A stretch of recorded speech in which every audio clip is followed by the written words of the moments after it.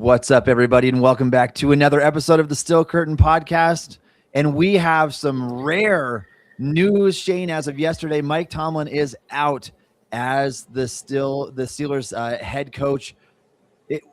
Can't believe that this is finally happening right now, and we're going to break down every bit of this from every which angle. Shayne, where do the Steelers rank among the most desirable destinations?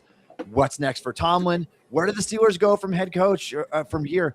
That is the biggest thing. It's the question everybody wants to know. Where do we go from here? We're going to talk about all of that, Shayne, as we break down the Steelers' new head coaching search. So I was out yesterday. Shayne, you had a lot to cover on Still Curtain, and very grateful for that. We have so many articles going up at stillcurtain.com. Make sure you go over there and check that out. Covering the Tomlin news from every angle, candidates that are coming up next, some of which we're going to talk about on this show as well. But Shayne, what are your overall thoughts on Mike Tomlin finally stepping away and being done as the Steelers head coach after 19 NFL seasons? I mean, the first thing you have to say is a lot of us, especially in the younger tier of Steelers fans, this is kind of all we've known in a lot of ways. You know, I caught some of the Cowher years, obviously, when I was younger. But, I mean, the last time we had a different head coach, I believe, if my math is right, I was no older than 9, maybe 10 years old. And, you know, I've been covering this team for quite some time with you now. So, like, it's just kind of surreal. This is the first thing I would say about it, is to see him no longer be this team's head coach. It's just odd, even though both of us have been, you know, kind of caping for that to be the case for a multitude of reasons.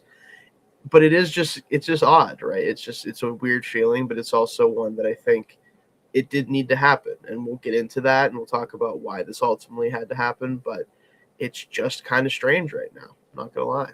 I mean, you are making me feel old, Shayne. You got to stop that. But I mean, really though, anybody that is in their 20s, any football fan in their 20s has never known anything really besides Mike Tomlin. Not really. As the head coach. It's hard to remember back any further than that. So obviously, I still remember a few of those nice Bill Cowher years. Oh yeah, for sure. Super Bowl from 2005. But I mean, we're entering pretty uncharted territory, and at least territory that hasn't been explored in nearly 2 decades, Shayne. Yeah. That's going to be our big topic. We're going to get into that, so stay with us with that. I want to talk about Art Rooney II and his recent comments just today, Shayne, as we're recording this episode, spoke to the media about Mike Tomlin's decision to kind of step away and what comes next here. And I want to break down a few of his comments that he had, and let me get these pulled up because, I mean, it's interesting to see some of the things he had to say. I wasn't surprised by really any of it.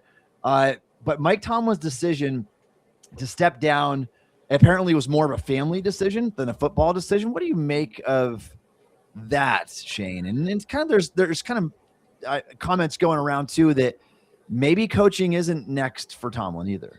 There's a chance of that. I really do think that we might not see him on the sidelines again. This could end up being very similar to Bill Cowher, right, where he leaves the Steelers and just kind of never comes back because he finds his groove as a TV personality, and maybe that's what's next for Tomlin. We'll talk about that. But I think the fact that he mentioned that tells me that this is more of a I didn't want to do this job anymore moment than it is a I don't think I can do this job anymore type of thing, if that makes sense. Where I think he would like to continue to coach this team, but I think he felt like he no longer was going to be able to put all the effort into it that he felt it deserved. And maybe that changes after a year off. I think that that's very possible. Maybe he gets reinvigorated by, you know, potential opening or just being out of the game for a year and the competitive juices get flowing. And, you know, someone like him, it does feel like it's hard for him not to be on the sideline, I'm sure. But I do think that Rooney's comments suggest that it was more about him just kind of getting tired of it all a little bit. Yeah, I think that might be the case as well. And I think everybody expects Tomlin to hit up media at some point, whether that's this year or taking a year off. We will see. Obviously, Shayne, I mean, the most desirable situation for Steelers fans right now, they hold the rights to Tomlin's contract. I would love to see him get traded. And I know some people will say, oh, I want him to be one and done. as the only coach. Yeah. I don't care about that as much as I do about the future state of the franchise. And Right. you go out and get draft capital for Tomlin, then you do it. And we'll talk about that a little bit here down the line. Another comment from Art Rooney II, Shayne, during his presser was that he and Omar Khan, the Steelers GM, will lead up the next head coach search of the Steelers. Not surprising, you've got your team president / owner and your GM doing so. What is that going to look like, though? And Shayne, this is what, and again, we kind of, I don't want to give it too much away. We're going to talk about here next, but Omar Khan's been there a long time as well, and Rooney's been there forever. It's a family-run business. But Omar Khan has been 2 decades essentially with Kevin Colbert, the previous GM, nearly 2 decades with Mike Tomlin. How does that factor into maybe where they go with their next head coaching decision? And is this the right panel, just the two of them leading up the head coach? I mean, I don't know who else you would really ask to do it other than those two. Andy Weidel, maybe, but yeah. Yeah, but like at the same time, like I'm sure his voice is going to be heard. Like I don't think this is one of those things where only these two have any say in the matter. I think it's they just are going to be the ones who ultimately make the decision. And I think in general, the less people who have decision-making power on something like this, the better. It's just, how many outside voices do they listen to? Do they listen to the Weidels of the world? Do they listen to the players to some degree? Do they listen, like, especially the older players who, are they going to want to stick around for this if certain coaches are hired or whatever? Like, how all that is going to be factored in, I'm sure. But I think those two have to kind of be the decision makers in this situation. I don't think anyone else should be truly able to have the final say. It just makes it a lot simpler. And I do think Khan being there as long as he's gotten to see this process. As much as that's really hard to believe, he has gotten to be around for a hiring process, at least see what that kind of looks like, even if he probably obviously wasn't involved at all in the one for Tomlin, considering how long ago it was. I think that he can probably do a good job of looking for what a Steelers head coach is and what they want him to be. I just do wonder, 20 years down the line, is what they tried to do with Tomlin still the best way to go about it? That's the question that you could probably ask more than anything else. Yeah, and I agree, Shayne. I would love to be a fly on the wall when AR2 and Omar Khan have these conversations. Like, what's the dynamic there? How much of a say? What's the percentage weight it is of Khan compared to Rooney the second making the decision? And again, I don't want to judge Art Rooney II's credibility at all. Like, but he's a billionaire owner and doesn't have to do anything. How well does he know all of the available candidates? These guys are in their late 30s, early 40s, offensive coordinators, defense coordinators, college coaches. Like, is he keeping up with all of that? Because when an owner makes a decision, I mean, we can talk about Jerry Jones and we can talk about Davis and Mark Davis and all these other guys out there. I don't know. I mean, I would just be interested to see, like, how deep does that knowledge run around the rest of the league right now? I think for him personally, I cannot imagine very deep, unfortunately, just from what we kind of have heard and what we know about him. What I'm hoping is that the actual candidate lists and the actual people that are even brought in to talk to him are coming from Omar Khan. Like, he is the one who is heading up the search for the actual candidates, and that maybe the final decision ultimately ends up with Rooney, obviously, as the owner, but that he only is really getting to see and talk to people that he's being given, right? Because if you do it that way, then as long as you're interviewing mostly people who are actually solid candidates, you're probably going to end up with a good coach at the end of the day. Even if, maybe Rooney doesn't know what to look for in that regard, as long as Khan's feeding him viable candidates, then I think we're at least giving ourselves a pretty good chance there. Yeah, and I would hope that it's more Khan weighted, obviously, with just Rooney giving the final send-off to say that that's all right. Sure. I liked him too. Cool, let's go. Like, that might be what it is. And it's probably the best thing to do for any owner, by the way. Almost any owner, especially. But, yeah, hopefully that's... We'll see how that interview process goes, and we're going to talk about that in a little bit. One of Rooney's other comments, Shayne, from the presser today was not so desirable for a lot of Steelers fans, at least. I mean, honestly, it'll probably split the fan base right down the middle. Half will agree with what he said, half will not. And that was when asked what he felt about a so-called rebuild for this franchise, where Art Rooney II responded, I don't like that word rebuild that much. We'll try to compete day one if we can. He also said, no, I don't know if it's a rebuild. It's a new coach. There will be changes. We'll have to get comfortable with the plans. Whether you call it a rebuild, I don't like that word much. We'll try to compete.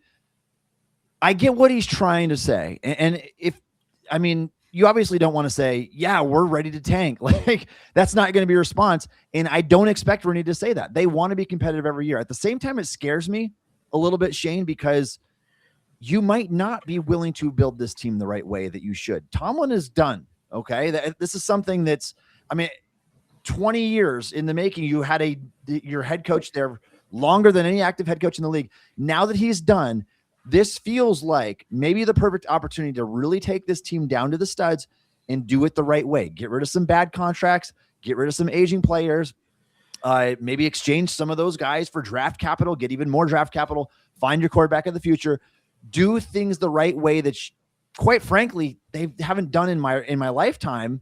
And you have an opportunity to do that at this point.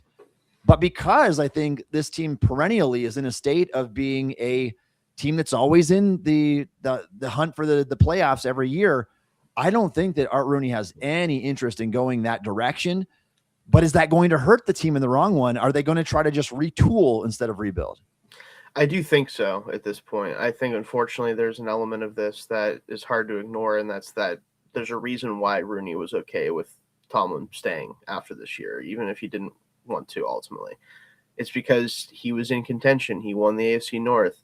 They got blew out in the playoffs, but hey, he got him there. Like, that's what he clearly values, is just being around contention.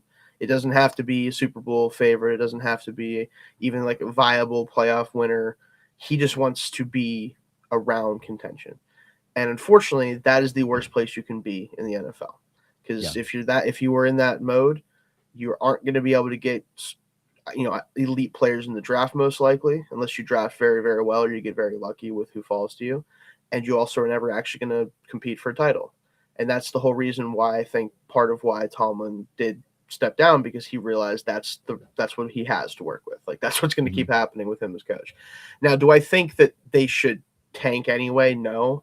I don't think that's really in the DNA of this team anyway. I don't think that they could successfully do that unless they actually hire like a bad coach.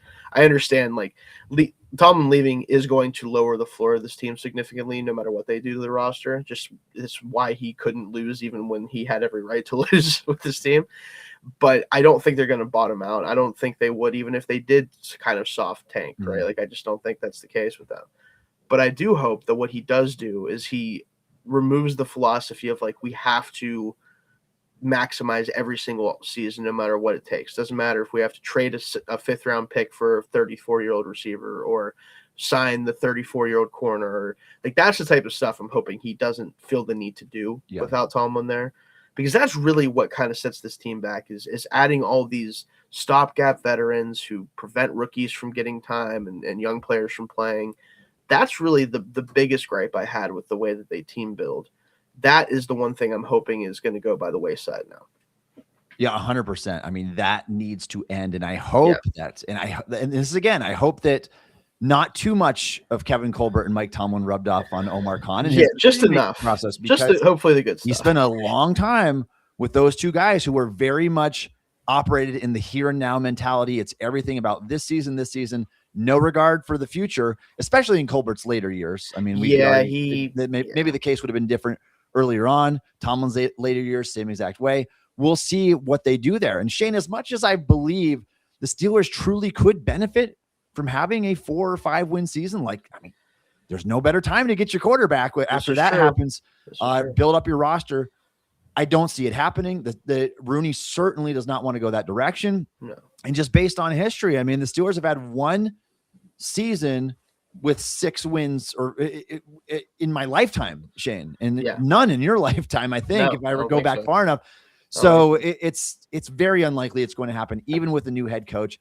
They're going to probably still find a way to be relevant, and maybe Shayne, the losing streak or the non-losing streak gets snapped this year, but I don't think it'll be by much.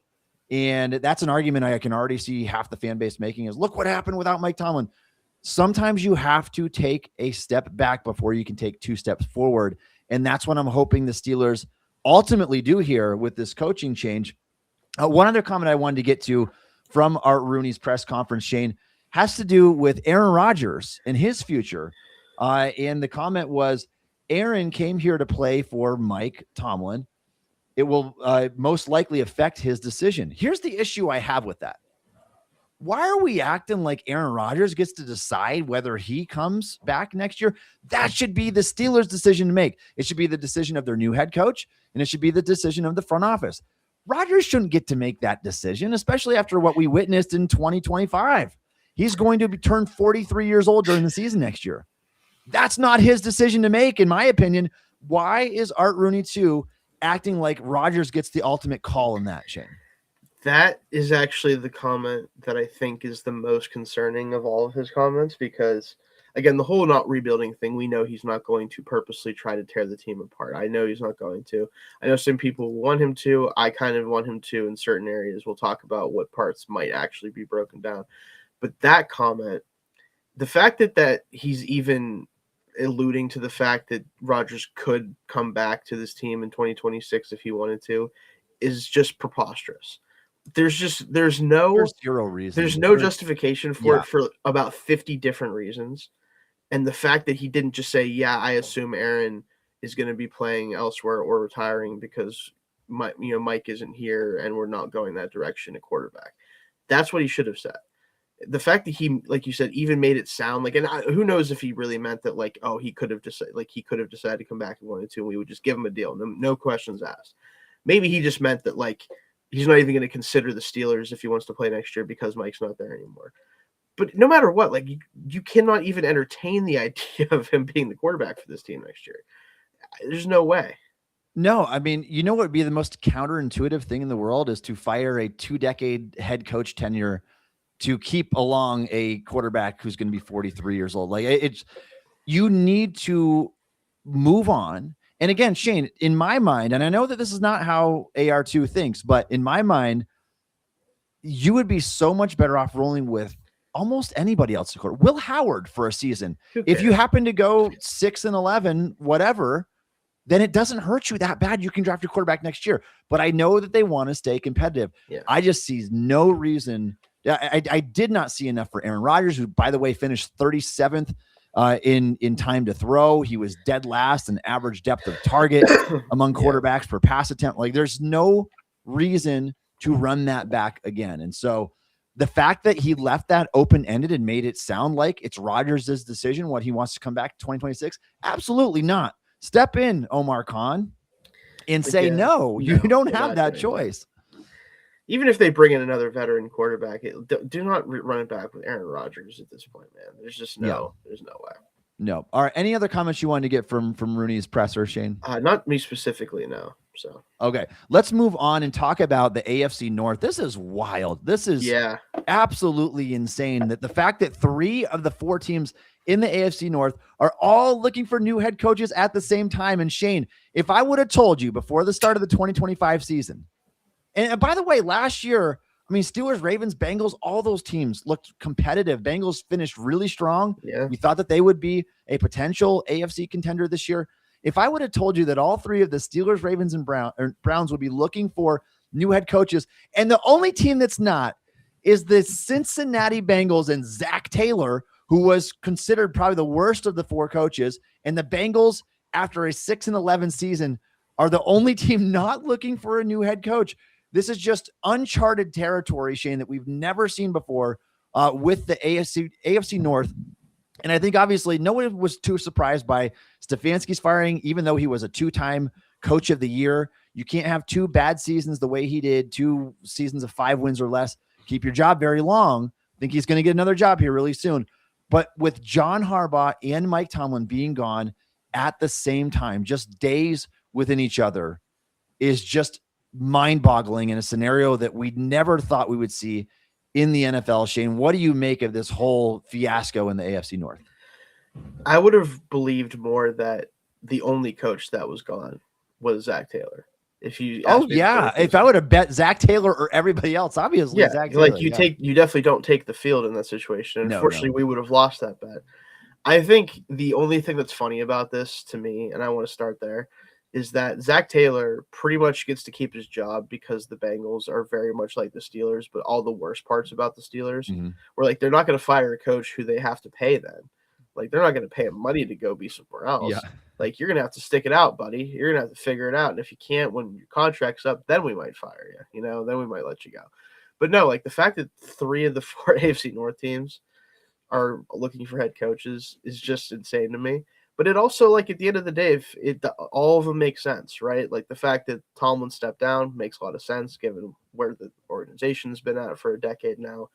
The Ravens moving on from Harbaugh because they need to do something different. I mean, it just isn't working at this point. And then the Browns are the Browns. You know, not to be one of those Steelers fans, but the Browns are the Browns. Like, if you told me any given year they're looking for a head coach, like, yeah, that's what they do. You know, and that's coming from someone they've had the same coach for quite some time. They just, of course, managed to screw it up by doing what they do, which is screw everything up. So, yeah, man, it's Cleveland of them to do just what they did there. I think, and again, Shayne, the way that the season turned out, I'm not surprised each individual coach is gone. The fact that all 3 of them are gone at the same time makes a really interesting dynamic because now, of the 9 head coaching vacancies, there's only so much of a coaching talent pool to go around, if you will. Yeah. What these 3 teams make, the decisions these 3 teams make, will have catastrophic effect on the division for years to come. I would imagine some of these coaches, some of these new hires might be around for a really long time, might prove to be really good. Maybe a team or 2 gets it wrong and they're looking for another coach in just a few seasons. Now they are competing against each other. They're going to be bringing in some of the same head coach candidates for interviews. And it'll be really interesting to see how this thing shapes up because, man, I mean, we'll talk about the most desirable destinations here in a little bit, but now, I mean, if you thought the stakes weren't high before, now that they're all potentially wanting maybe some of the same head coaches makes for a really interesting dynamic.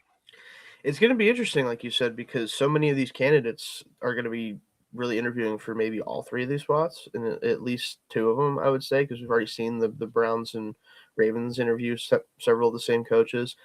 We'll see when the Steelers start interviewing people and who they choose to interview and everything like that, but I won't be shocked if they're competing for some of the same names.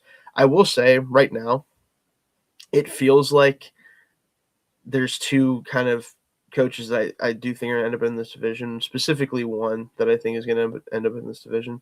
I think Jesse Minter is going to end up being the guy with the Ravens. I do. That's just kind of what I think at this point. It makes too much sense. It's just one of those things. And honestly, from what I've heard recently, I think Mike McDaniel is going to be coaching the Browns, which that would be something. I don't love that. As a Steelers fan, I don't love either of those. I think that those are pretty, if you had to lock them in right now, those are pretty solid hires overall. We'll see. We'll see what happens from here. I mean, it looks like John Harbaugh, as we're recording this show, very much interest from the New York Giants. Yes. And so they are trying to make sure that he is the hire there. Yep. So that would remove one team away from competing for these other coaches that we're going to mention here in just a second as well. We will get to Tomlin. Do not go anywhere. That's our big topic for today. One more news piece though around the league right now, Shayne. Shocker. Adam Thielen announced his retirement. Adam Thielen's done. There's no way. Probably a couple of years ago. I don't want to spend too much time on this guy. Kudos to him. Really good NFL career. Yes. Really 2-time Pro Bowler back in 2017, 2018. These last few seasons, though, done next to nothing with the Steelers in 5 games with the Steelers, and he was thrust into a starting role essentially right away.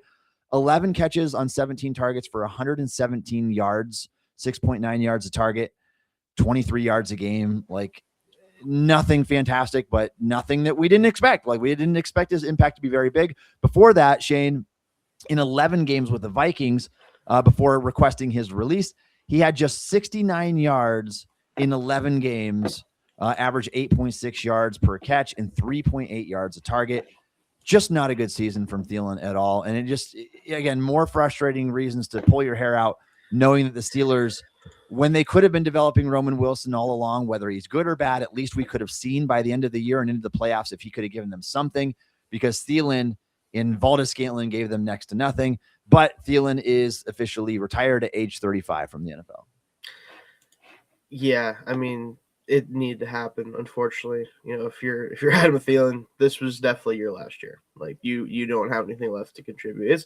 It's unfortunate for him to end his career the way he did, where he gets out of Minnesota to try to contend and it ends up being with the Steelers. And it's like, well, I could have told you how that was going to end, unfortunately. Oh, yeah. But ultimately, this is what needed to happen. And despite his brief stints with the Carolina Panthers for a couple of years, and then the back half of the season with the Steelers, he will go down as a Minnesota Viking and one of the best undrafted free agents in franchise history. And so, again, kudos to him for a great career. Didn't work out in Pittsburgh, just like it didn't with Mike Williams, just like it didn't with Allen Robinson II. Like, not to be expected. We saw it coming from a mile away, Shayne, and let's hope the Steelers kind of change their ways moving forward when it comes to just grabbing these old, washed-up players who are not any good anymore, and every fan knows it. But again, hats off on the career to Adam Thielen. You are tuned into the Steel Curtain podcast, where Steelers fans come to talk, celebrate, and debate. For more coverage, hit up steelcurtain.com, powered by the passionate fans at Fansided. And again, so much content dropping on steelcurtain.com these past few days, covering the Mike Tomlin news from every single angle. Check out what we think, our thoughts, and the possible candidates on the horizon here for the Steelers. All right, Shayne, really briefly, because this suddenly feels super irrelevant, like it almost doesn't matter with how enormous the head coaching news is. Yeah. I do want to get to some of our notes really quick from Steelers Texans and the 30-6 wild card beatdown of the Pittsburgh Steelers. Ironically, Shayne, that was the last time the Steelers played the Texans. They lost 30-6. I think that was a Loic run offense, and they looked terrible in that game. Now, obviously, a couple of scores not coming from the offensive side of the ball for Houston in this game. But in a game where C.J. Stroud puts the ball on the turf 5 times and the Steelers lose by 24 points, that is completely unacceptable. And it is a fireable offense, Shayne. You lose that badly when there were that many opportunities to make plays in this game and you're still creating a few turnovers. Completely unacceptable. What are your overall thoughts from the wild card loss? Well, I'm going to put up the offense because we're going to have to talk about them, even though they might as well have stayed in the locker room. The offense versus defense for the Steelers Texans was maybe the biggest mismatch I've ever seen. And I'm not trying to be hyperbolic. I mean what I'm saying. I think that was by far, in my opinion, and there's a lot of advanced analytics that'll back this up, the worst offensive performance in the playoffs by a team that since I've been watching the sport, potentially, like by like a healthy, like, you know, because there's been like some teams that get in the playoffs and they're banged up and the quarterback's hurt or whatever, like stuff like that. But in terms of a mostly healthy, actually like fully equipped offense, the worst performance I've seen in a very long time. That was terrible. It just, nothing they did worked. Everything that they normally do, I knew wouldn't work, and they did it anyway. There was no attempt to try to circumvent the strengths of the Texans defense.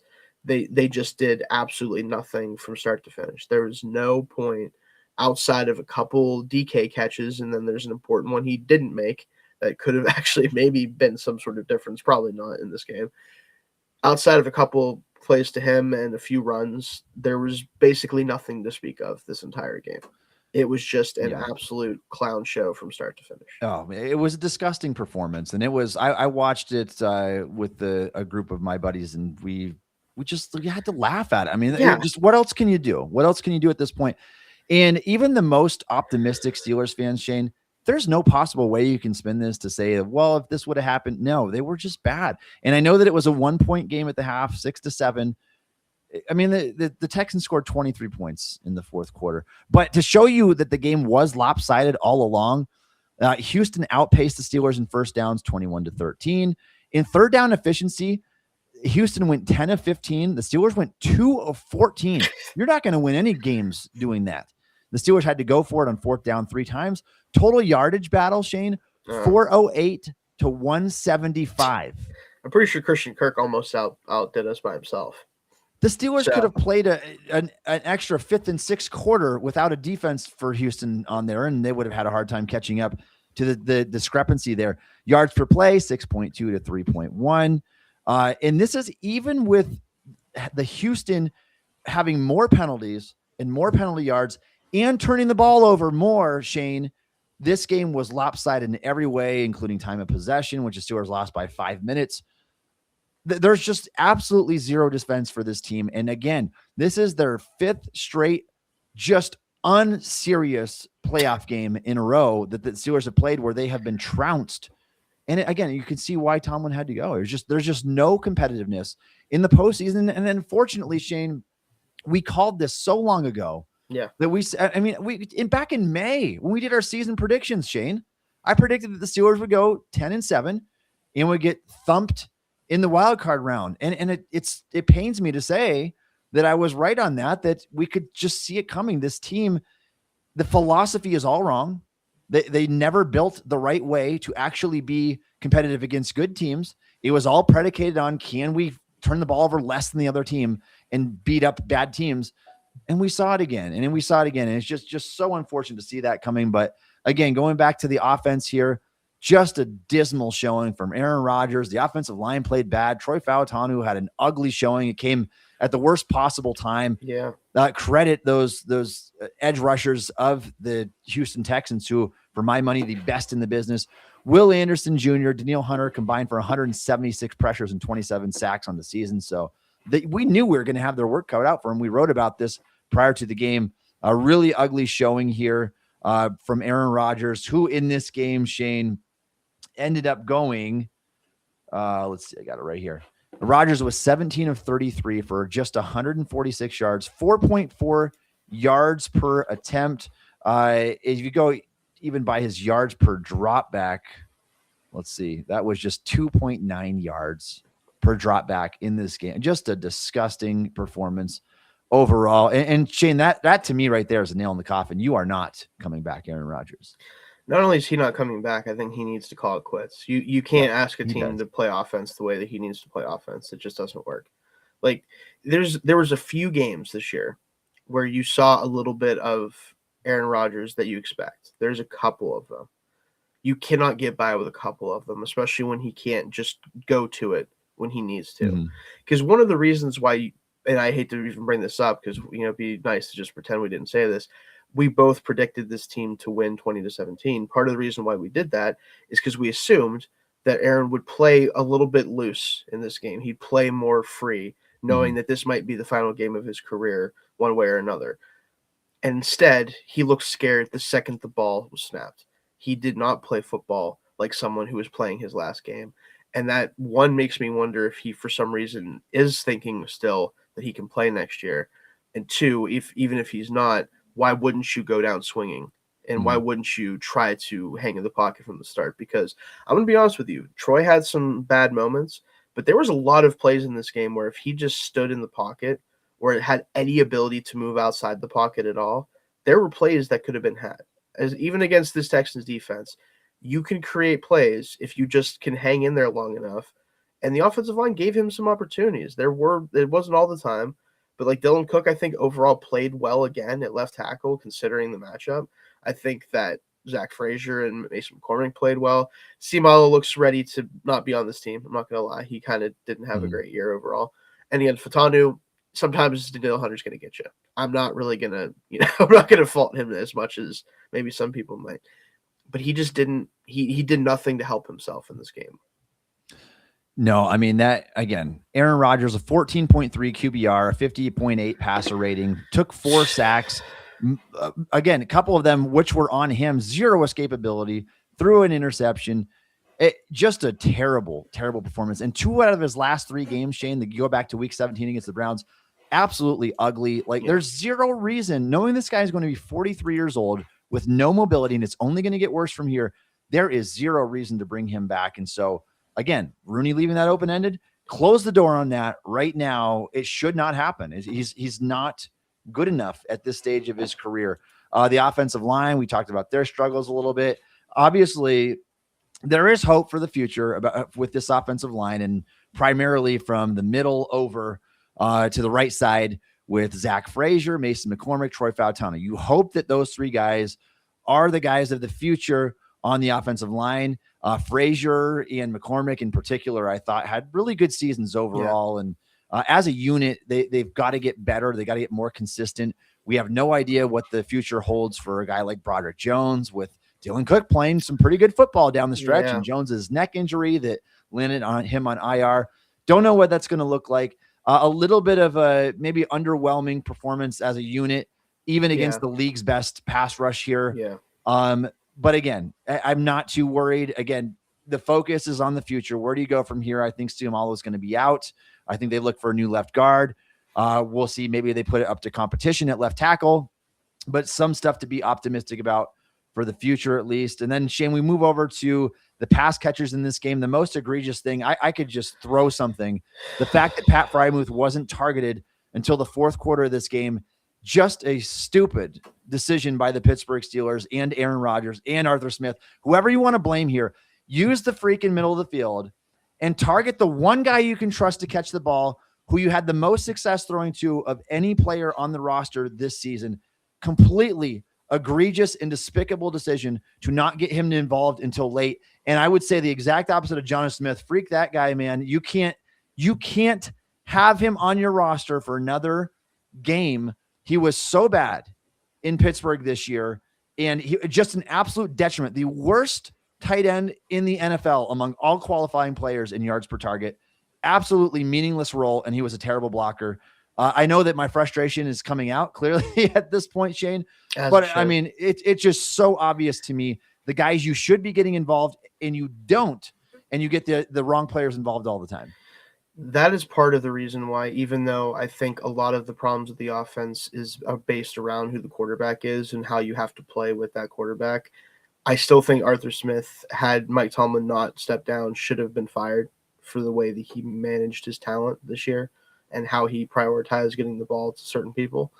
Because I just would have never imagined that Jonnu Smith could be this terrible as a football player, given what he has done in the past, especially his previous year with the Dolphins. And I know Mike McDaniel is a much better play caller than Arthur Smith and better utilization of his players, all that stuff. Mm-hmm. But this is a guy that knows him so well. You'd think he would know how to get him into positions to at least be viable, maybe not a difference maker, but he was an active detriment to this team almost all of the time from start to finish. And you have a player who is an established tight end who has multiple 600-plus yard seasons, who has been able to score the ball well whenever given an opportunity, and you do not use him until the fourth quarter of games when you all of a sudden have no choice but to throw over the middle of the field, because if you don't, you're not going to do anything. And it works every time they do it. And at some point you have to ask yourself, why aren't we doing this all the time? And when I say all the time, I don't mean throw the ball to Pat Freiermuth 20 times a game. I'm saying have him be an active part of the offense from start to finish, because he's one of your best players. In my opinion, if this is what they were going to do with him, they should have just traded him at the trade deadline. Yeah. What is the point of having him on your roster if you're not going to use him at the parts of the field where he is best utilized and give him the opportunity to earn the contract that a lot of people, unfortunately, are going to blame him for, I'm sure, because they don't understand that he's not getting the ball, not because he's not worth the money he was paid, but because they refused to throw him the football. I just don't know what you do with that at this point. And Shayne, we should mention too that Freiermuth just voiced his frustration to the media and said, I was upset with my reduced role in the offense this year. And who can blame him? I mean, this guy, he had 60 catches or more in each of his three of his first four NFL seasons. The only time he didn't year three, when he suffered the injury and missed multiple games with concussions, soft tissue injuries. He's a solid receiving tight end. I think that's the best way to describe him. He might not be an elite tight end, but he's a solid receiver. But considering the utter lack of talent in your pass catching unit with wide receivers and tight ends this year, he should have been the guy that you're going to all the time. I'd love to see him get hit on slants and down the seam 6-7 times a game, and the Steelers weren't using him even a fraction of that. And it was super frustrating. And again, you talked about Tomlin and his usage of his players. I feel like, honestly, he doesn't recognize the talent of his own stinking players sometimes, because that's how it felt like the guys that were being used both offensively and defensively this year. Shayne, let's move over to the defense now, if you're ready, and talk about some of the performances on that side of the football. It's hard to be I mean, obviously we're not anywhere near as frustrated with the defense as we are with the offense in this game, but you still gave up a 400-yard performance even after taking the ball away 3 times in this game. I mean, what do you do if you're the Steelers defense at this point, and who do you want to highlight, good or bad, from this game, Shayne? I mean, unfortunately, I think that we have to start, and I hate to do this. I just don't think TJ Watt has it anymore, man. I just don't. And this is not saying that he was the worst player in the field. He certainly wasn't. There's definitely players who had worse games, but he just was such a non-factor almost the entire time. And like, I understand that Houston didn't have a lot of pressure on them on offense because of how good the defense was playing, and they were able to run the ball a lot better than anyone expected. And that's an issue within itself, and I think that's a multiple, person issue on the defense. But all I'm saying at this point, this is the easiest way to put it, is unless you can bring in a coach who has a really good plan to get creative with TJ and use his skills he still has, the instincts and the feel for the game, and getting him, in positions to rush on guys he can still beat, I just don't think there's a reason for him to be on this roster next year. I think you should probably move on. It's hard with that. It really sucks. And that's the problem, is we had these conversations earlier, and I know how much the Steelers value one player their whole career, but we questioned that at the time and said, this is not a good move for the future. And unfortunately we were correct.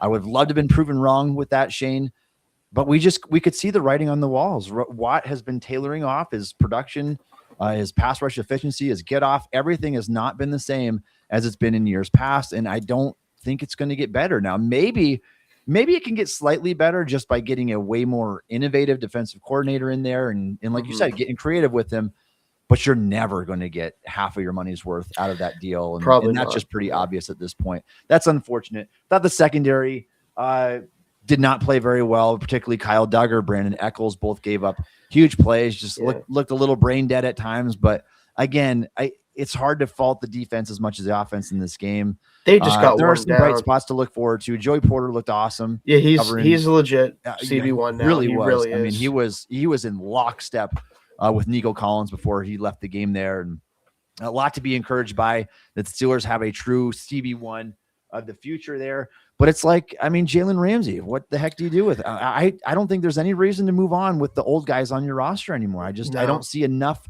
from them, especially when you can factor in how heavy their contracts weight on the team's total salary here. I think with Ramsey's the one that you have to look at if you're Omar Khan and Art Rooney. If you're not going to tear the roster down truly, which I don't expect them to tear it down as much as I think they might allow it to just kind of devolve naturally as contracts end and things like that. But if Ramsey's still on this football team in week 1, then they are just making a joke of themselves. I'm sorry. Like, first of all, you can't pay a safety the amount of money that he's making. That's the reason why he was traded for Minka. Like, there's a reason that was done the way that it was. And that's what he is. He's a safety now. Like, he's not a starting corner, outside or inside, in my opinion. Maybe he could still play the slot well in a full-time role if for another team, but you can't pay a slot corner or a safety the amount of money that he's making for a team that isn't really in contention. You just can't do it. So find somewhere for him to go. There's teams that I still think would value him. You can get something back for him, especially because you didn't really give up actual picks or anything to get him in the first place. Just move on from him and go in a different direction in the secondary. I agree, Shayne. Anything else you want to highlight from that 30-6 wild card loss? Offense, defense, special teams? I think in general, it's really tough, but I think so many of these players on defense are just okay, and they need to find a way to upgrade from them. And either whether it's through trade, free agency, draft, whatever, move on from some of these veterans, man. We talked about it. Like you have to upgrade on the Kyle Duggars of the world, the Chuck Clarks, the Patrick Queens, please. Oh yeah. What are we doing with that? Just stop doing that. Like that, there needs to be a bit of a purge here on this defense to because you cannot continue to pay this much for this defense if it's not going to be an elite unit. You might as well fill in the gaps with draft picks and cheap free agents and get rid of the expensive guys at least and save yourself some money. so much money devoted between just TJ Watt, Jalen Ramsey, and Patrick Queen, and guys who are not pulling their weight. Shayne, we will have plenty of time to talk about roster decisions and break that down in the future. Should be a fun offseason either way. We're looking forward to maybe some potential changes and maybe some different ways of doing business, hopefully, from this football team. We will see. If you are a fan of the Pittsburgh Steelers and would like to support the Steel Curtain podcast, please consider subscribing to the Steel Curtain podcast on YouTube. We appreciate all of your support. Be sure to check out steelcurtain.com for all of your daily Steelers news and opinions. All right, Shayne, big topic. Mike Tomlin. Where do we go from here? What's next? What about his future? What are the candidates the Steelers looking at? Let's break this down one section at a time here. What's next for Mike Tomlin? And the latest, Shayne, that we're hearing is that he might just want to take some time off. And maybe that's not broadcasting. Maybe that's not coaching. I hope that he comes back to coaching because the Steelers could potentially fetch a king's ransom for Tomlin to coach somewhere else. I'm not saying that's the wisest decision of another team to make. I think that Tomlin is a floor raiser. There's no doubt in my mind. He's a floor raising head coach. He is not a ceiling raising head coach. Because his philosophy is so flawed of we're just going to try to run the football effectively and not turn the ball over as much as you do. You're not going to, I would be floored if Tomlin ever got a team back into Super Bowl contention. I just don't think it's going to happen. But if you're if you're a bottom dwelling team that wants to get out of the gutter and get back to being 8, 9, 10 wins, Tomlin might be the guy for you. If he were to get traded, Shayne, because the Steelers still hold his rights, if we compare it to what Sean Payton went for a couple of years back for Denver, he took the year off, studied film, and then he went and was traded from the New Orleans Saints to the Denver Broncos, who gave up a first, a second, and a future third, I believe, for Sean Payton. It was a lot for a head coach who's been around for a long time. Tomlin, very similar scenario, former Super Bowl winning head coach, never had the losing season. Similar types of situations. Now, Payton's the offensive mind, Tomlin's the defensive mind. But assuming that he were to go for something similar, Shayne, sign me up for it today. I'm all for that. Do you think Tomlin could fetch as much as Sean Payton did in a trade?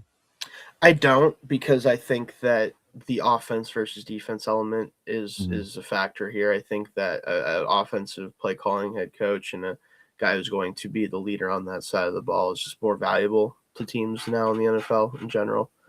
But do I think that there's a team out there that off reputation alone would give up a first round pick for Mike Tomlin to be on their team and to be their head coach? I do, because that's ultimately what owners often look at is, wow, that's Mike Tomlin, man. He could coach my football team. I'll give up a first round pick. I don't care. Someone will probably do it. I don't know who that will be. Obviously, we'll have to see what openings open up in, the offseason of 2027. Does he want to come back? All that good stuff. But assuming all the things line up, I do think you could get as high as a first-round pick for him. Maybe not the additional things that Peyton got, but I do think it's possible.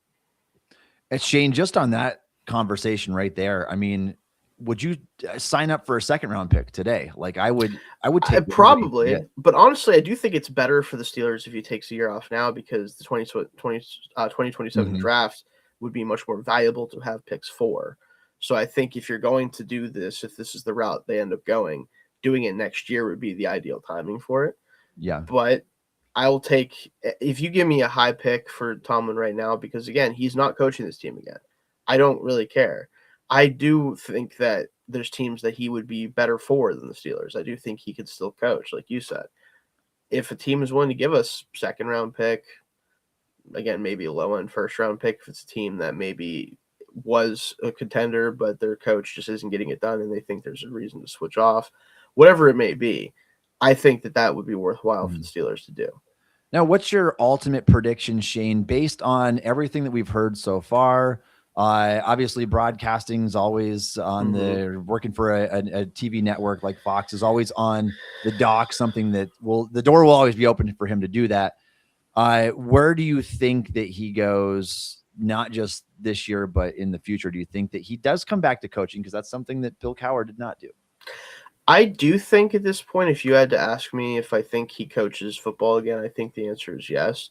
He just feels like a guy that is not that Cowher. Obviously, Cowher was a huge football guy, still is, but I think he's going to get that itch to coach again.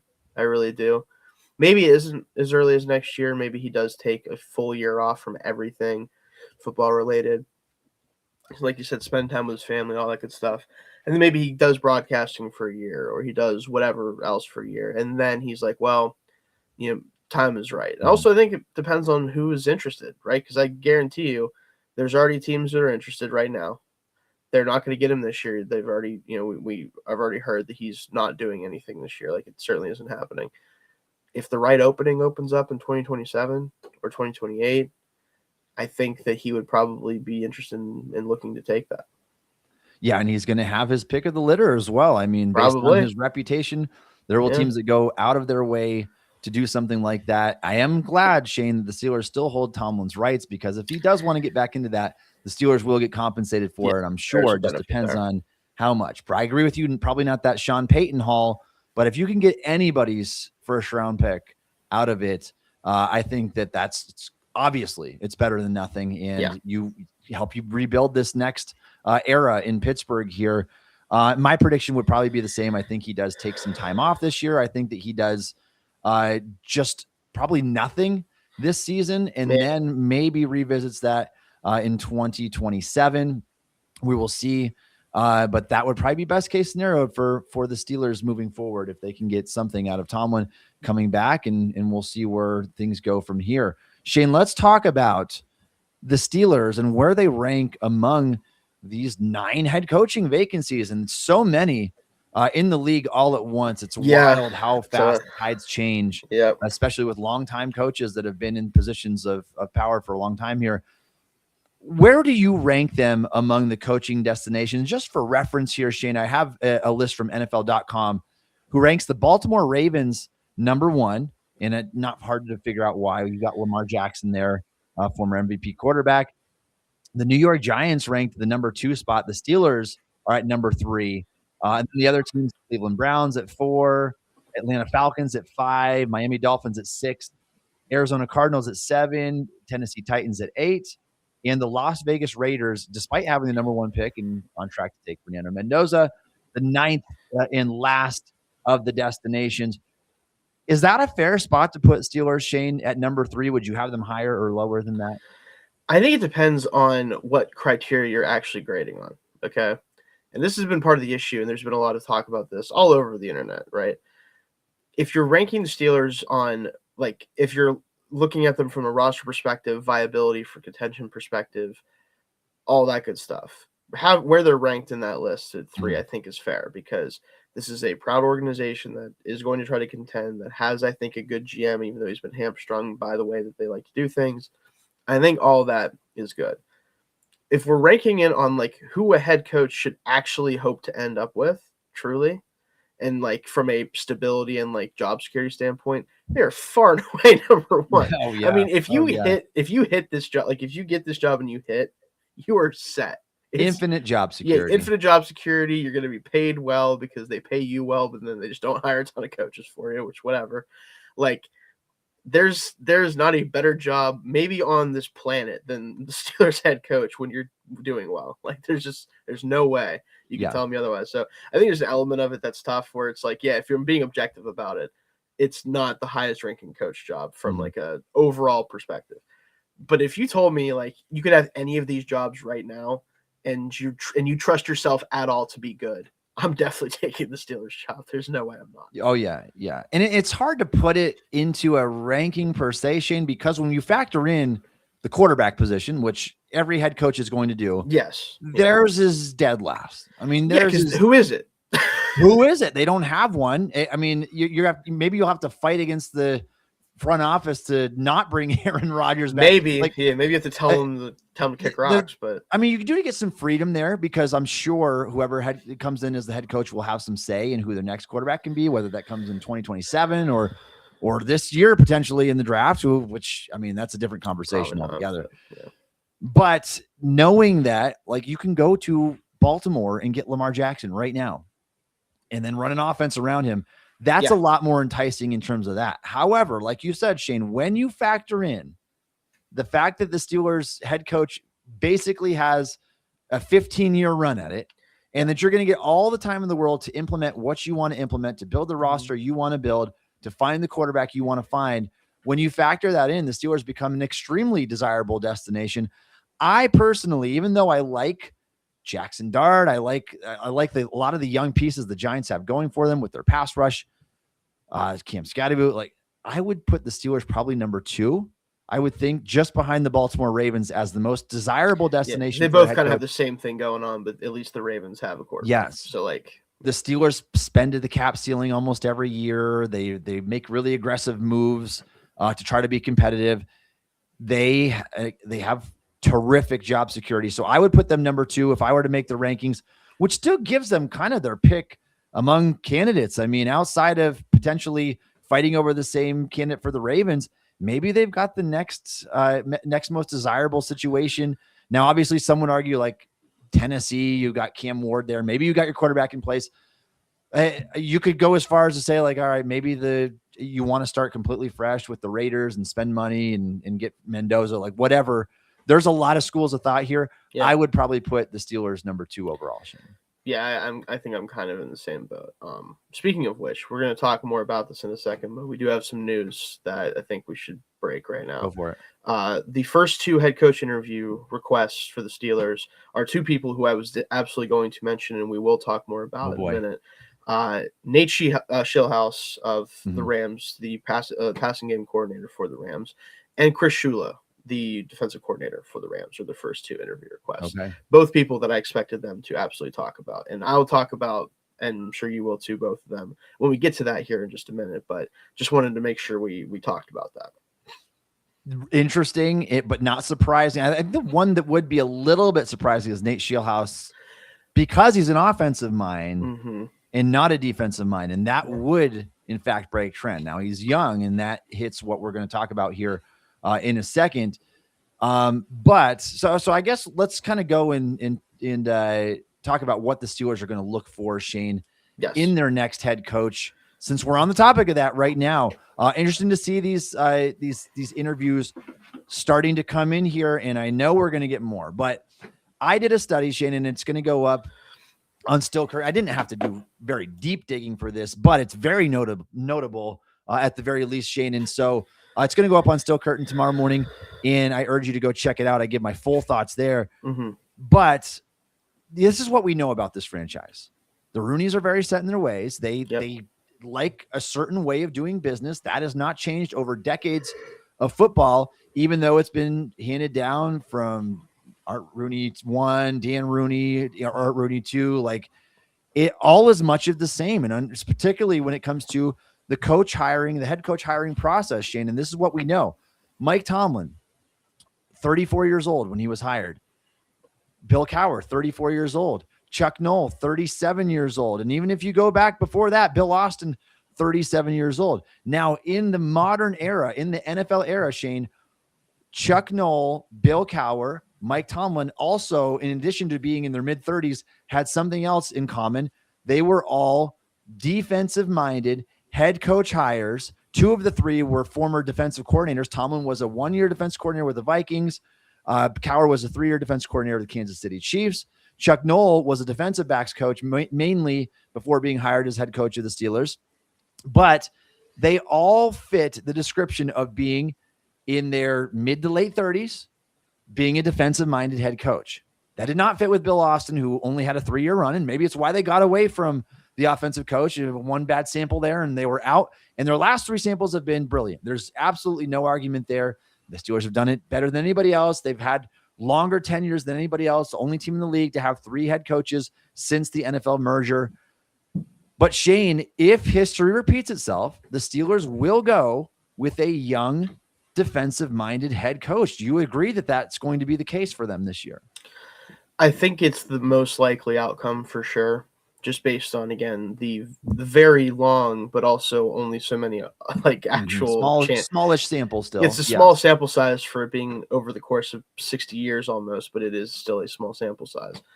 That just feels like what they're going to stick with most likely. And there's multiple candidates who I think fit that mold, and we'll talk about them. But I don't think it's impossible that they move in a different direction, because I think if anyone in that organization knows this, it would be Andy Weidel, that the NFL is moving in a different direction in general, that having an offensive mind as your head coach solves a lot of potential issues down the road.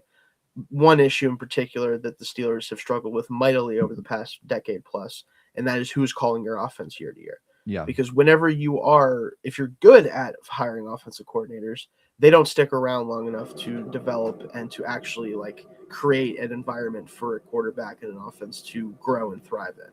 And whenever they're bad, you're bad. So there's no real win there most of the time. Like you really can't win a lot of the time as a defensive head coach because you're constantly churning through offensive coordinators, either because they're not good enough or they're too good. And finding that sweet spot just doesn't really happen a lot of the time.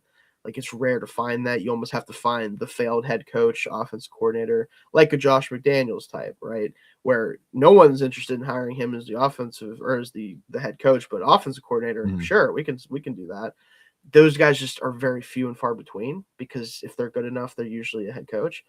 But that's the main issue with it and why I think it's not impossible we might see them pivot to an offensive coach. Yeah, and that therein lies the dilemma, Shayne. We talk about a guy like Clint Kubiak, who is going to be one and done in Seattle after an amazing season because you just can't keep good offensive minds around for long.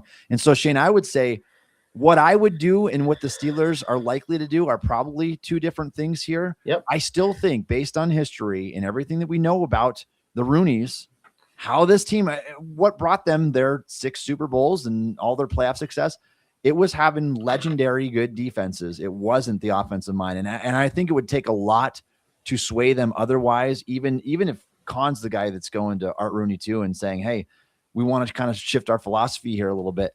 I just don't know. I have my doubts, and I think my prediction is it's going to be a young defensive-minded head coach for the Steelers. So, Shayne, let's break down some of the potential targets who could ultimately be the Steelers head coach. This is what everybody wants to know. Who is going to be that guy? Well, we just listed a few of them here that coming from the Rams, the passing game coordinator, Nate Schillhouse. And what do you say? Chris Shula is the other one, right? From the Rams. And so Shula would be, I'll give a little hint away from my article tomorrow morning. He is the number one candidate that checks those boxes with flying colors.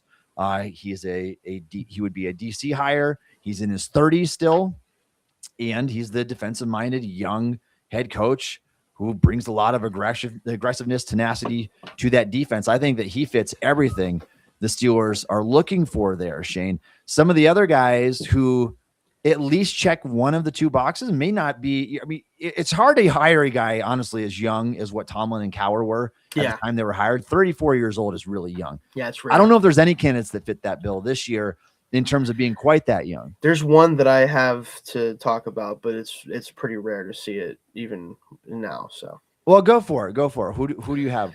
There's one name that I think is, if they decide that offense is a way they're willing to go potentially. One of the names that we just brought up, Nate Schillhouse, is 35, I believe, so he's close to that range. So that's one name. But Grant Udinski, the offensive coordinator for the Jaguars, is a name that's already getting buzz as a head coach candidate. I think he's interviewed with a couple teams now.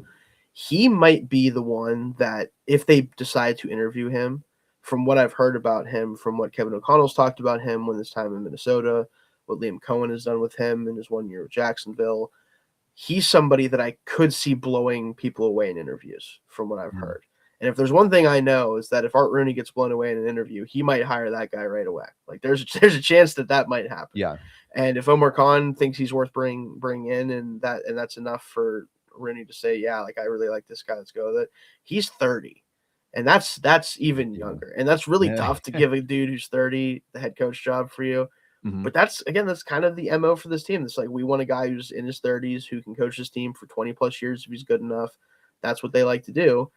He might be one of those guys that, even if it's a little early for him, he could get the opportunity to grow into this role, right? Like he would have the opportunity to not be a one and done like he would be with a lot of other teams. If he struggles in year one, they probably would stick by him, allow him to grow as a coach and figure things out. So that's one name. There's plenty of others we'll talk about here in this section here, but that, if you want that like truly young gun type, that might be the guy to watch out for. All right, Shayne, some of the other candidates that I have listed here in my article that's going to go up, Chargers defense coordinator Jesse Minter, Vikings, obviously, don't even have to say Vikings defense coordinator Brian Flores, who was in Pittsburgh and should have been the defensive coordinator hire instead of Terrell Austin. There was a 1 year overlap. Austin was there for 1 year after Keith Butler, but you could have kicked Austin to the curb to keep Flores around, who is undoubtedly a better defensive-minded coach, brings a lot of aggressiveness there. Minter is 42, Flores is 44. So again, they're not old by any stretch of the imagination, but not at all. It doesn't quite fit with what we've seen in the past, though. These are still young-ish guys. Jaguars defensive coordinator Anthony Campanile, Packers defensive coordinator Jeff Hafley. Campanile's 43 and Hafley is 46. And so again, we're already looking at guys who are close to 10 years older than Tomlin and Cowher were when they were hired. The Steelers willing to stray that far away from what they've done in the past. I would still consider them, though, young defensive-minded head coaches. Shayne, is there any more from the defense that you would add to that list? There's a couple other. Robert Saleh could get another chance as a head coach. He's a tough one. He is, and I don't know how much interest the Steelers have there. Vance Joseph did a good job with the Broncos, but he's 53, I think. So I just can't imagine the Steelers going with someone who is Tomlin age. Like I think it's going to be much younger than that.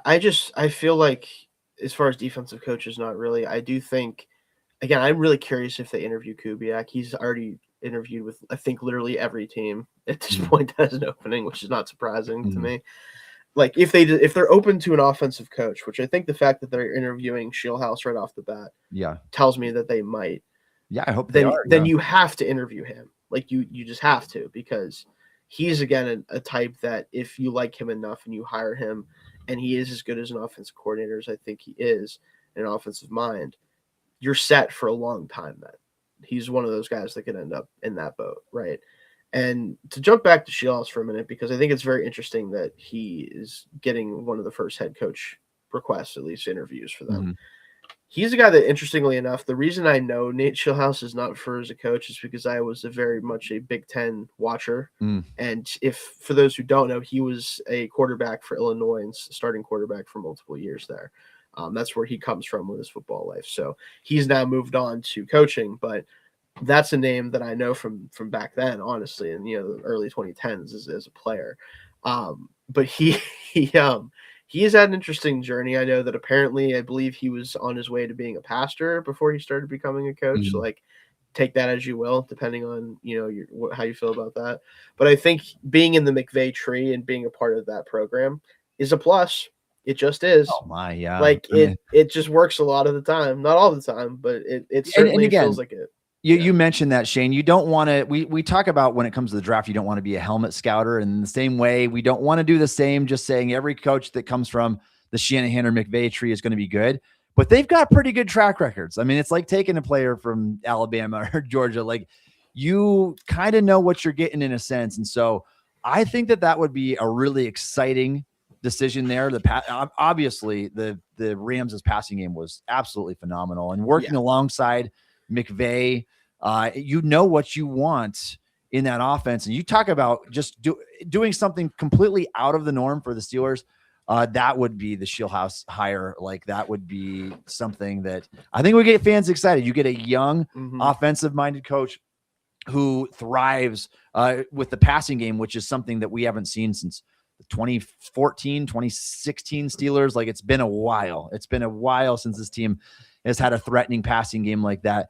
And a couple other guys, Shayne, if the Steelers are to go and consider the offensive side of the search for when it comes to the head coach, I mean, we mentioned this name already, but Clint Kubiak is my number one overall head coach candidate. What he did in New Orleans and with almost nothing there, and then going to Seattle. Going to Seattle and helping his team to a 14-3 season and phenomenally efficient offense, both running and passing the football, seemed to have the perfect blend between the two. And I don't think that Seattle had like a crazy amount of talent to work with. I think that Darnold's a good quarterback, and I think that JSN is awesome. But I don't think that he JSN unlocked even has the them season he both. has without Kubiak. Like this. Yeah, he truly unlocked that. Oh, that he truly unit did. in Yeah, a way that they you get a weren't 1,700-yard wide receiver out of that former first-round pick, and this is after being more than comfortable with trading DK Metcalf away. I think that he did wonders in Seattle, and he should be the top head coach search, even with John Harbaugh and hypothetically Mike Tomlin on the market. He should be the number one guy. He would be my favorite overall pick because I'd feel the most comfortable about him. He's already been in a high position as an offensive coordinator. Now we know what he can kind of bring to the table. And another guy, Shayne, that I would point out there, one that's kind of the buzz has cooled off these past few seasons, but I still really, really like Mike McDaniel's offense. Yeah, I really do. Fun. If you want the opposite of Matt Canada and Arthur Smith, a guy that wants to throw the ball over the middle of the field, that's Mike McDaniel. He lives off of throwing these slant routes, these quick slants all the time.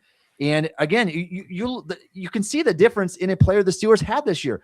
Jonnu Smith went from being an 88 catch, 888 yard, 8 touchdown receiver for the Miami Dolphins in 2024, was terrible in Pittsburgh with Arthur Smith.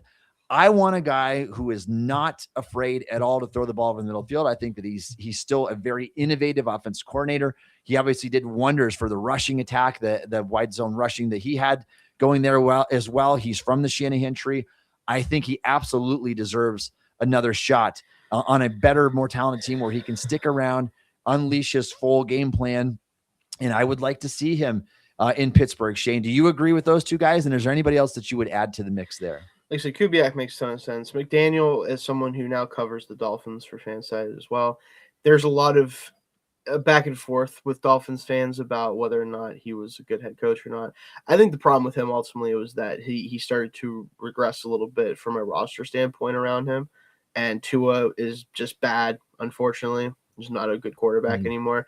And I think he ultimately kind of doomed himself by making him look like a franchise quarterback when he wasn't.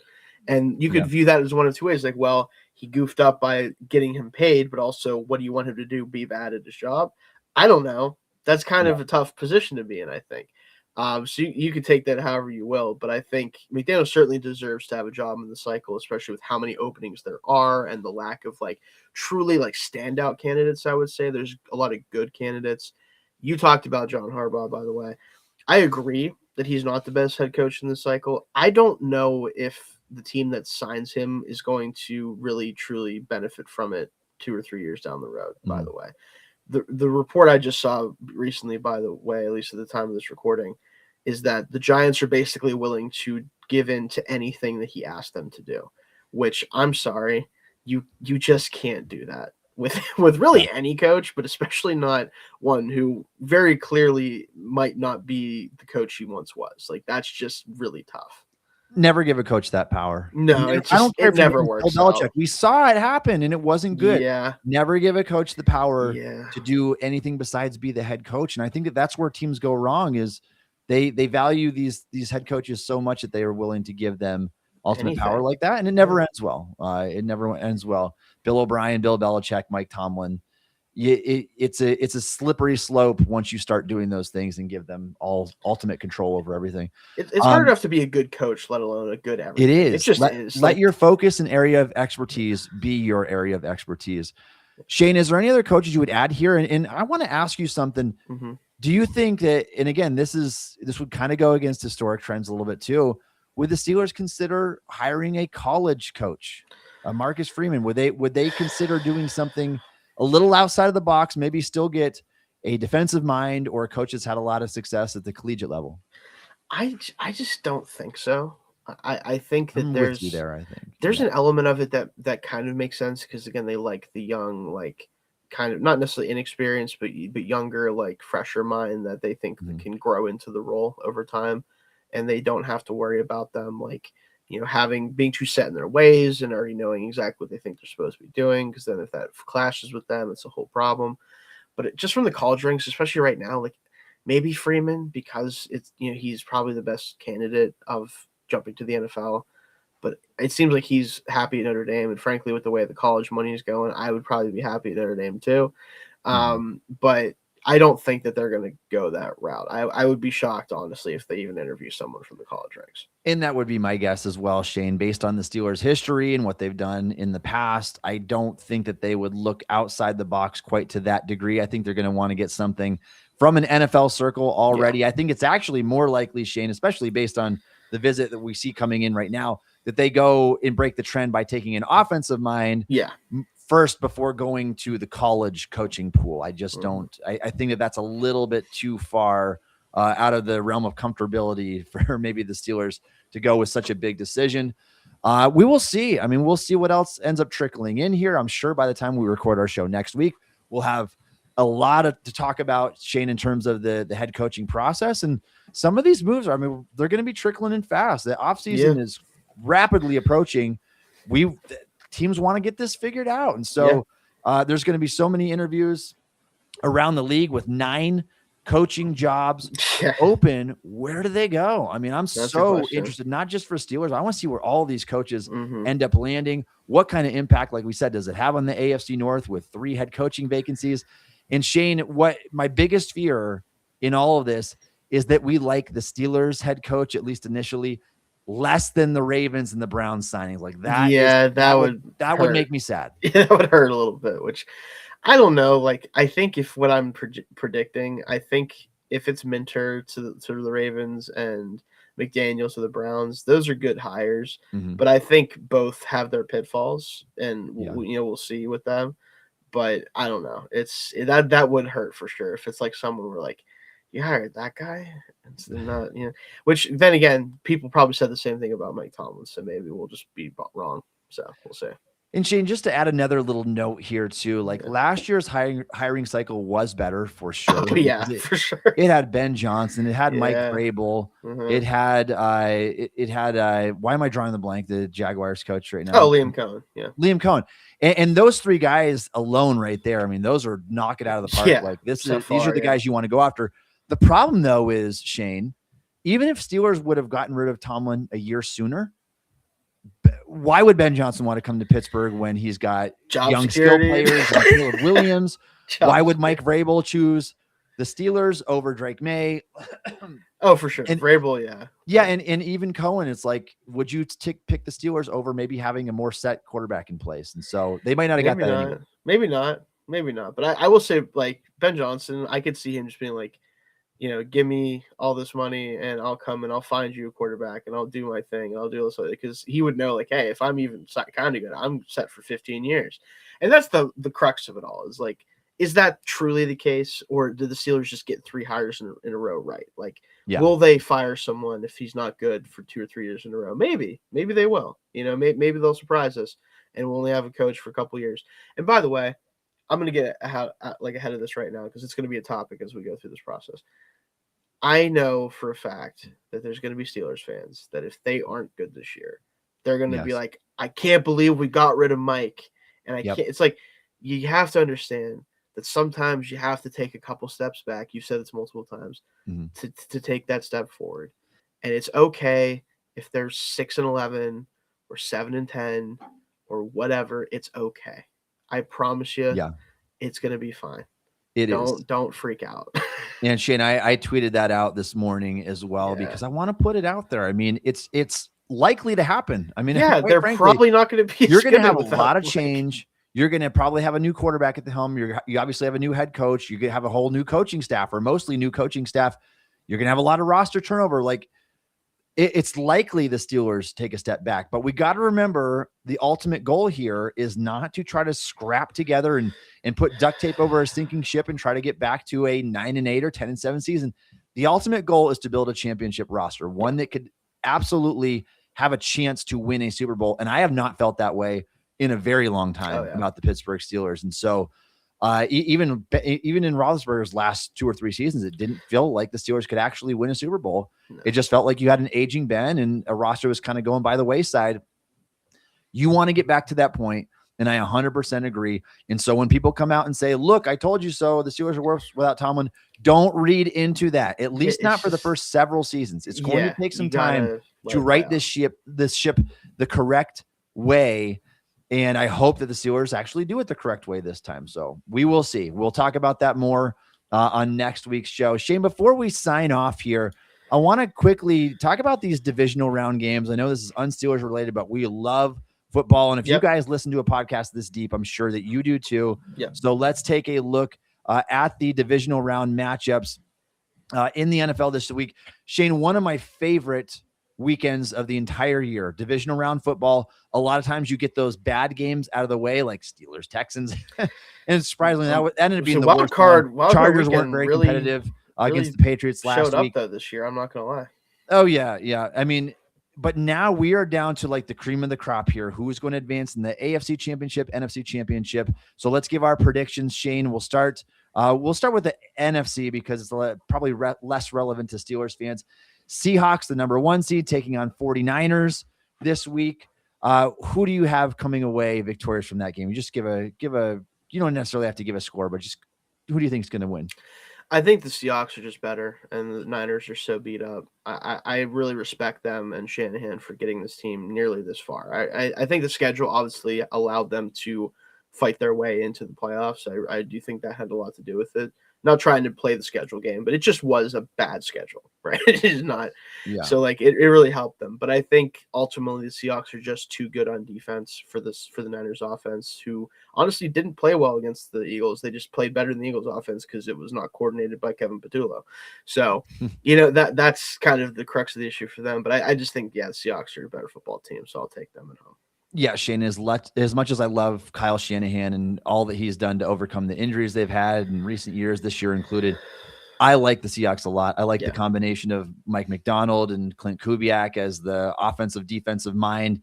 I like their efficiency on offense, their collection on defense. Not a team full of superstars, but a team that it plays really good football everywhere. I think that they advance to the NFC Championship. Bears and Rams, Shayne, who do you got in that one? I really want to pick the Bears, but I just think it's a year early for them. I think that they really showed what they're capable of against the Packers in that comeback win. Packers also really kind of handed it to them in a lot of ways, which is a whole other problem for another day for them. But I do think the Rams, despite struggling a little bit against the Panthers, I think that they're just the better football team, and I think that they will come away with a win there.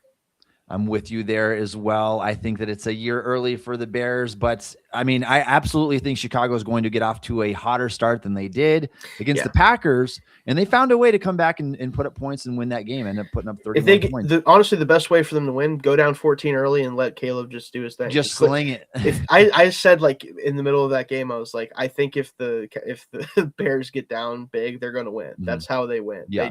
They let themselves get beat up, and then they're like, we're just throwing haymakers the whole rest of the game. Oh yeah, and maybe more than any matchup, Shayne, this one has the potential to be that high-scoring shootout. Oh yeah, this could be an all-timer for sure. I'm taking the Rams too, Shayne. In the AFC, we've got the number 1 seed Broncos coming off a first-round bye, hosting Josh Allen and the Buffalo Bills. Is there a chance Allen pulls one out of his hat here, despite the lack of talent around him, to beat Denver? Do you see that happening, or are the Broncos going to win? I do think the Bills are going to win, and they might win. Yeah. I actually think there's a chance they win comfortably. I really don't think this Denver team is a 1 seed, really, like a true 1 seed in the AFC. So many of their games is just them struggling to even conceive what offense is for like 3 quarters, and then the defense is just good enough to keep them in the game long enough to figure it out in the 4th quarter. And I'm not trying to be one of those people that's like, I hate Bo Nix or any of that stuff, but I just don't think he's as good of a quarterback as some people think he is, frankly. And I think that this offense is very much kind of a cluster sometimes, I'm not going to lie. And I just feel like the Bills, they're going to find a way to do it. I mean, even against the Jaguars, who I think is also a better opponent than Broncos is, frankly, they found a way, right? They got it done. And Josh Allen gets it done. They'll figure it out. I think even if it is a close game, the Bills get the advantage in a close game there. I want to see the Bills advance. I love watching Josh Allen play football. I'm going to go the opposite here. I'm going to say Denver, and they're not as good as their 14-3 record would indicate. Few teams are, frankly. Probably didn't deserve that first round bye, quite frankly, but the Bills just have so many holes that I'm concerned about. Their defense could lay an egg. Like I don't know. I want to see the Bills advance. I want to see good quarterbacks in the championship round here, but I'm going to go Denver on that one. And then Patriots, Texans Texans coming off of that thwomping over the Steelers, but Patriots have Drake May, who's going to be a top 2 MVP candidate this year. Who do you got on that one? This one's really tough for me because I want to believe that this Texans defense is just so good that they can keep the Texans in this game. But unless CJ Stroud plays about 50 times better against the Patriots than he did against the Steelers, I don't know if the Texans offense can accomplish anything, right? Because this Patriots defense looked dialed in. And I know the Chargers offense is an absolute mess because of the offensive line situation and everything else, but they looked really, really good against the Chargers, like truly unstoppable at times. So I'm going to give the edge of the Patriots here at home. I think that the Texans give them a really tough game. This could be another like 16-13, like something like that, honestly, with the way these defenses are playing. But give me the maybe not MVP, but if not the MVP, the runner-up, like you said, give me him at home here. Yeah, the good news for Texans fans, there's only room to go up for CJ Stroud from here after putting the ball on the turf 5 times last game. But I think ultimately the Patriots get it done. Drake May, I'm not betting against him. Mike Vrabel's been in these situations in the playoffs before. Texans just won their first road playoff game in franchise history. I think that Houston's defense is absolutely good enough to win a Super Bowl. I'm not a believer in their offense still. Not this year. Give me the Patriots there. And so, Shayne, that has me with Broncos and Patriots advancing to the AFC Championship, Seahawks and Bears advancing to the NFC Championship. You've got Bills and Pats next week against the Seahawks. Or what did I say? Bears? I said Rams. You said Rams. You had the same NFC. Yours difference with Rams is what I meant to say. And then Seahawks and Rams. Both of us have Seahawks and Rams advancing. I think that makes for some fun games. Either way, we should get some good football this weekend. What do you guys think? Leave a comment down below here. If you're watching on YouTube, make sure you like and subscribe to Still Curtain. We go up as a premiere every Wednesday evening. You can check out Josh Yorsh. It goes live on Monday's show, and also Shayne, Josh, and Mark Powell go live post game, which is no longer a thing, unfortunately, this season. We are going to try to do some shows together, though. So if you guys like the dynamic of the three of us, we are going to try to find time to do some shows. It might be in Josh's slot. It might be something else. We might go live when they hire a coach or make a free agent. Like, there's going to be a lot of stuff going on. So we will definitely be around. So check us out when that happens. And we will be sure to update you when those changes are made. Thank you for joining us on the show today. You can follow Shayne on X at Shayne Kubas. You can follow me on X at Tommy Jaggi. You can download the Still Curtain podcast wherever you get your podcast. Also check us out on YouTube or ask Alexa to play the Still Curtain podcast. And thanks again for listening to the Still Curtain podcast.